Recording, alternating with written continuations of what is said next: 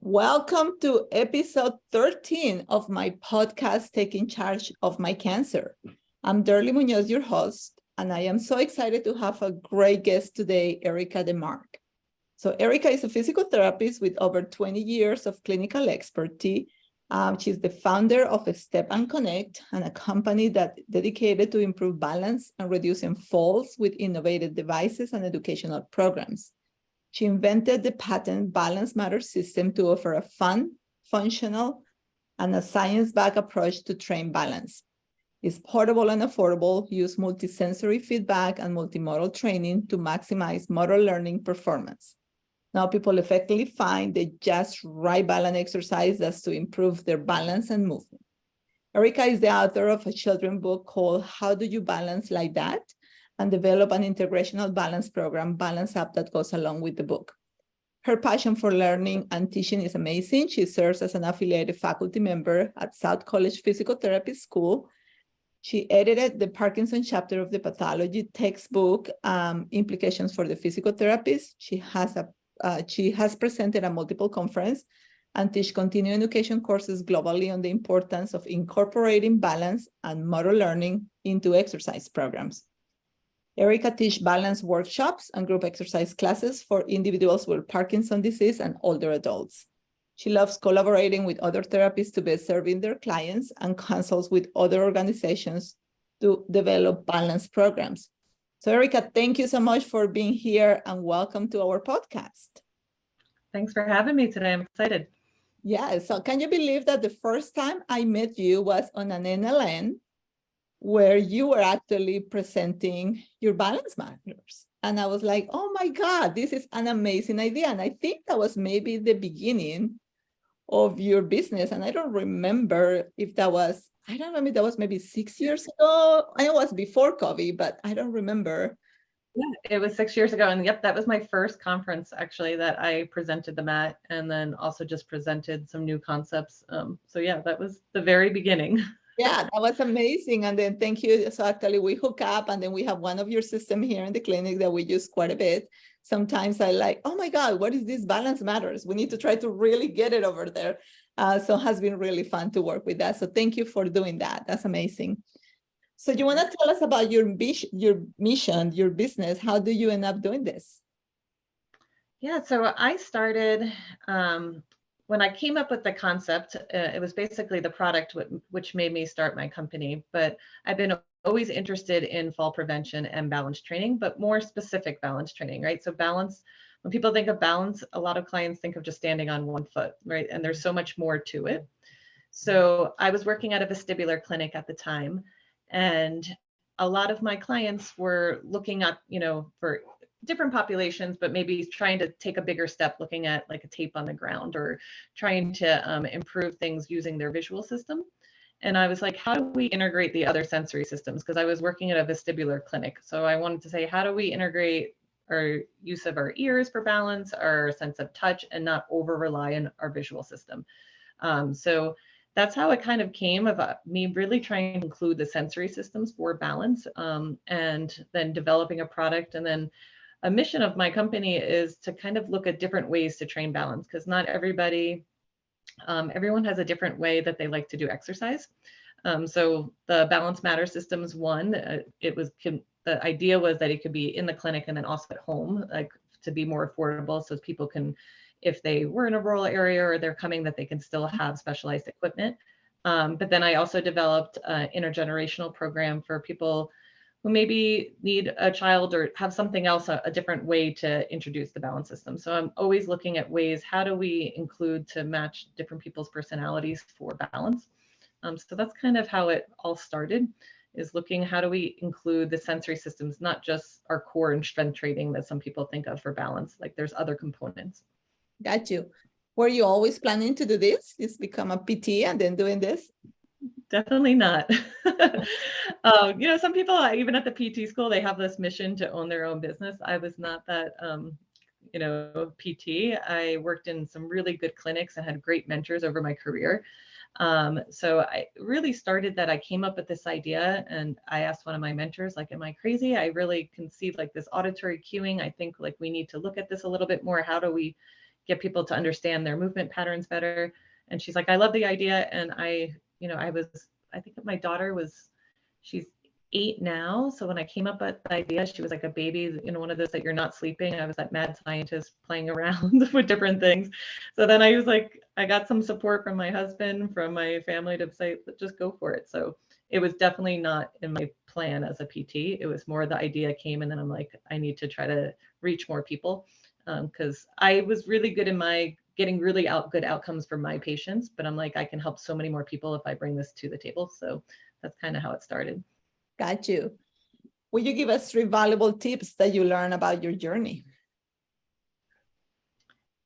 To give yourself grace that you learn more as you go, right? Because one thing, there's so many things I'm like, oh, I wish I did this from the get-go, for just a business. And I think this applies to everything. Sometimes we look back and said, I wish I started this way, but we didn't know better from the beginning. And now you have that knowledge and you can change that. So that would be one tip.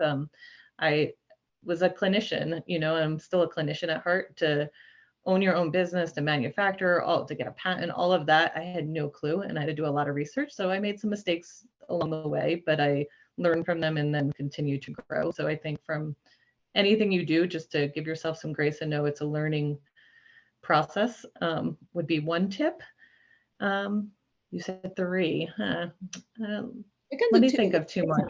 Yeah, so that would be my biggest tip, is to give yourself some grace and to continue to learn. I guess another tip would be to reach out to, if you have like an idea. So if it's a entrepreneurship or anything, I even say this to my children, like if you have an idea, reach out to other people who maybe did something similar to you. So when I was interested in doing a product, I actually researched what other PTs also invented products and emailed them, cold called them. They've met with me. They told me their mistakes, what I learned from them, network. So, reach out to other professionals in that space.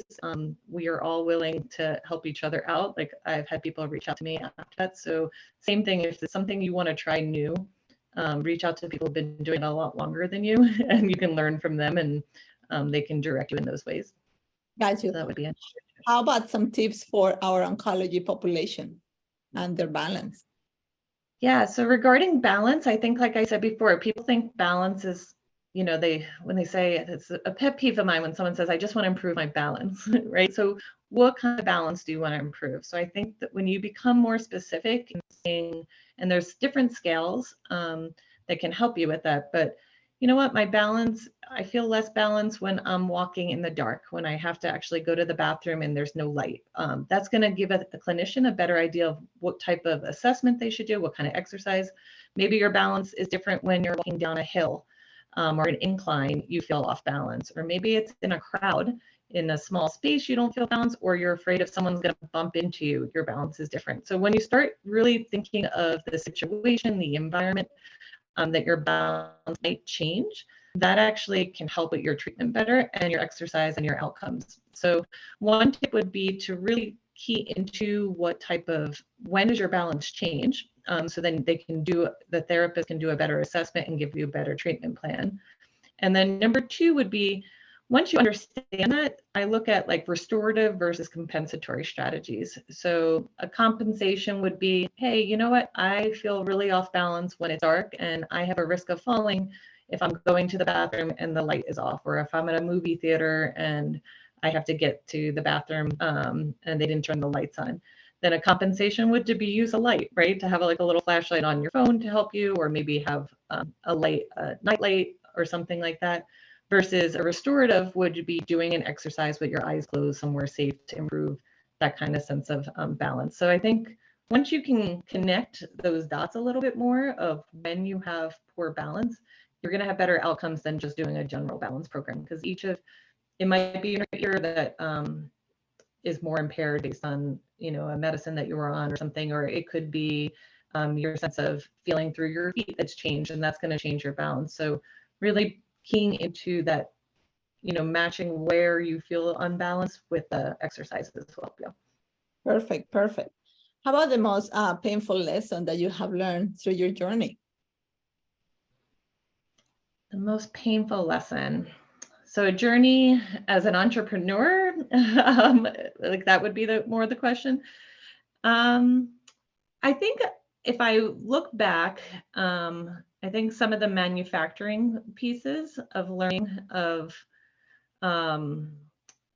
just on how complex that was, because I have all these different pieces of different. So I was very ambitious in the beginning to have different textures and different kits. I think I would have kept it simple to begin with, and then kind of build on that versus just trying to do all of it, because then I'm manufacturing different pieces. So that would be one painful journey. And another one thing is when I was saying connecting, I wish I did a little bit more research. Like now I am connecting with the an engineering school who's helping design a new clicker for me because I wanted different sounds. So I had all these goals of what I want, but there's actually are some avenues that you don't have to pay R&D and stuff and can kind of get that that I wish I knew from the beginning, you know, but you learn, right? As I said before, you kind of learn in that direction.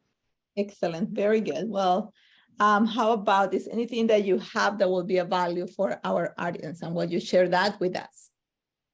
Yeah, so I think one is, like I was saying, so the system that I developed is looking at feedback, but I also think of, so two things.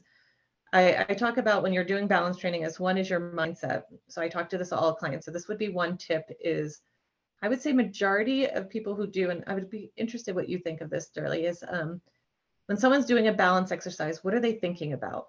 Have you ever asked that question to any of your clients?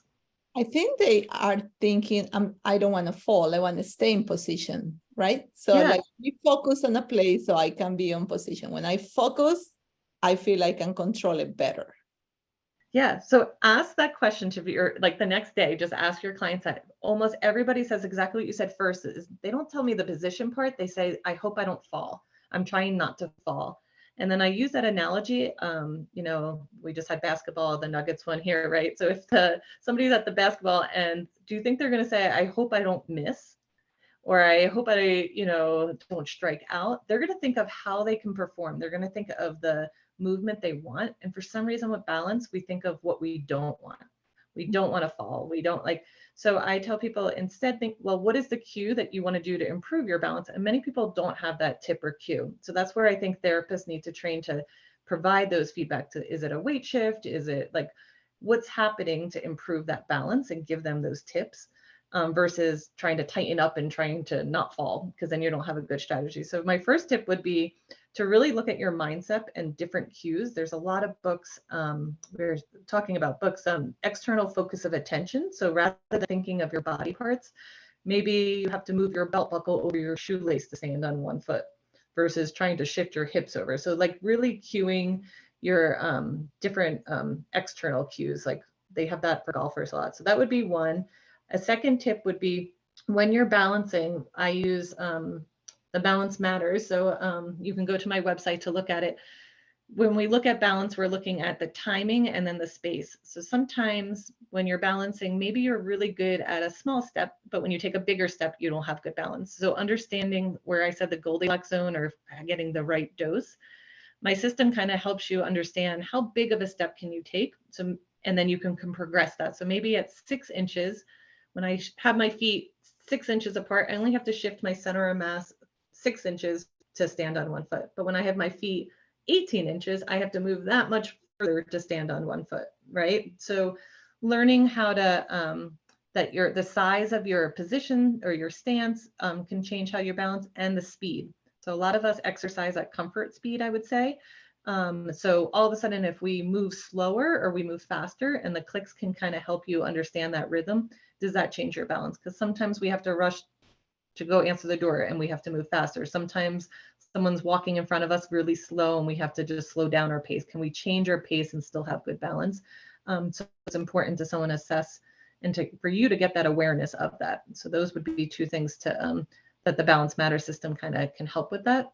And then the third would be looking at your sensory system. So the system actually has texture. So if you lose your sense of touch and you have a neuropathy that you can't feel the bottom of your feet, there's lots of different things on the market that can kind of help increase that input. So standing on the textured foot pads will give you that input to know, is all your weight on your heels? You might activate the front clicker to shift forward. You start learning how to use your ankles differently. I have people wear yoga socks with the toes spread out, so it kind of gives even more input through their feet. So there's different ways to increase that input so that you can have better balance. So those would be my three. That was awesome.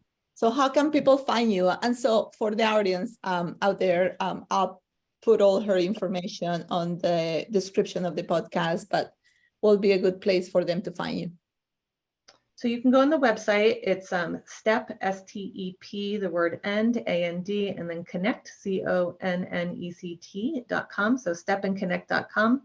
And there you'll see the products that we have. We have a blog that has some education there, some resources.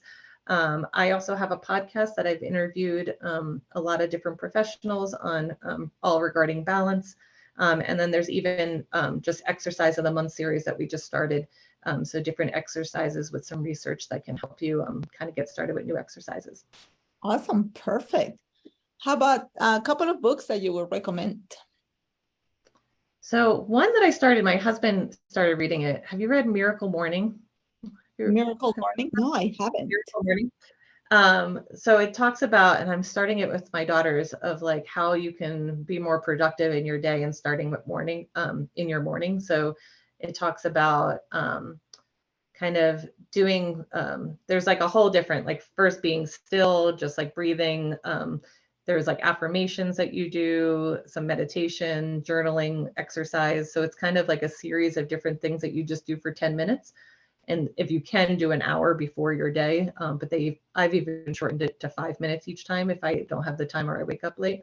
But I've been trying to start my morning with, gratitude, journaling. It kind of gives you all the ones that it kind of tells you, and you can kind of have like a system. So that's a book that I've been reading and listening to. They have a podcast too. So I've been listening to some of their podcasts and affirmations of, my daughter and I started this morning, like an affirmation, a visualization, like of what you want your day to look like. So it's kind of a nice way to get your mindset. Nice. So that would be one. And I just finished the book. I just finished this one. I was on the airplane last week when I was teaching. Have you read this one? It's called The Catalyst, How to Change Anyone's Mind. So it sounds a little weird, like I'm trying to change someone's mind. But for me, one of the things that I was looking at is I think balance is so important. But, there's so many campaigns through the CDC on fall prevention, but people are still falling. People are still not doing exercises. So how do we change people's behavior to know that this is important? And pushing people and giving them more research is actually not what you should do. And that's what I want to do, right? I want to show the stats, tell them that this is good for them, but it actually is counterproductive. But showing, so they give you all different tips of what campaigns, like no smoking campaigns, all different things of what worked and how to kind of change people's mind. So I recommend it. It was a powerful book. I have a lot of notes in it. So that was another book. I love this question because I'm like I'm writing all these books as I'm doing this podcast. It's like, oh my God, now when I'm going to have time to start reading all these? So it's super exciting. I read on airplanes. Yeah. How about podcast? You were talking about podcasts. I listen to a lot more than probably books, because that's when I do my dishes or walk my dog. But so the one podcast I said that if you are interested in the Miracle Morning, they have a good podcast. And another podcast that I really like that I listen to a lot is Hidden Brain from NPR. Have you listened to any of So it's an NPR podcast. It's called Hidden Brain. And actually, if you're interested, some of the science behind my product of doing clickers, why do I have clickers? So they're actually dog clickers that I looked at because if you look at clicker training, so there's a podcast called Everything Clicks on Hidden Brain. So I would start with that podcast if you're interested in it. It talks about how they started with animal training from dog to horses. And then surgeons are actually using it to help improve technique. And it's non-judgmental. And there's just different ways of why would you use a clicker. It's not, when you got it right? It's a feedback, when you got it wrong versus me saying something and then you're kind of perceiving it a different way as a teacher or a student type of relationship. So there's a lot of research on clicker training. So that would be a cool one and I like a lot of their other stuff in there too. Awesome. Yes. So yeah, I know what to start listening this weekend when I'm driving around. Um, There's, I can't think of the name right now, and I can tell you later. One of the doctors, a preventative medicine doctor, he recommended one that I've been listening to. It's about aging and just on how to for healthy aging. So I'll look that one up for you too. But that one's another really good one. Excellent. Perfect. You can go ahead and always send it to me and then I'll put it as well on the information. Perfect. Has one question that you wish I will have asked you and that you have answered it? I think you asked a lot of really good questions.